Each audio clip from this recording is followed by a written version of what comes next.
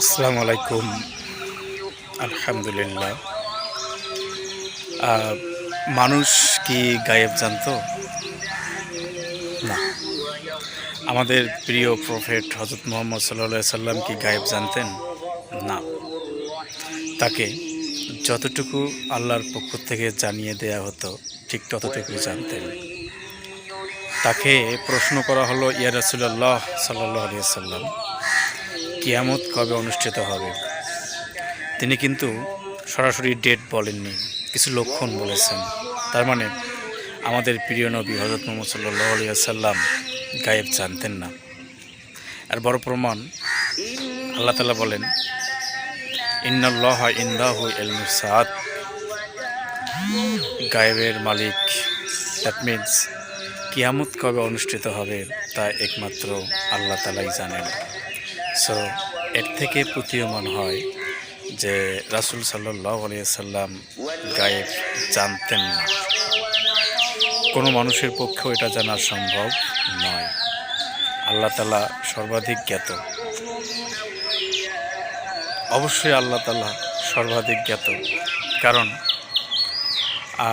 তিনি বৃষ্টি বর্ষণ করেন, জরায়ুতে কী রয়েছে তা জানেন। কোনো মানুষ এটাও জানে না সে আগামীকাল কি অর্জন করবে।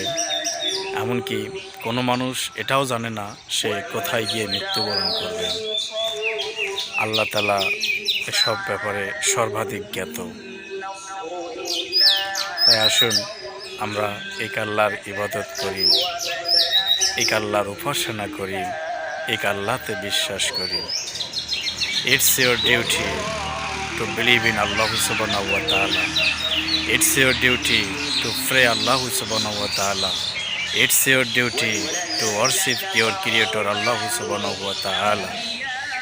It's your duty to obey the rules and regulation of Islam, and for going ahead with peace, with the very mercy of Allah, you have to pray your creator Allah, Allah, Allah, who is ever knowing, who also knows the very day when you will die.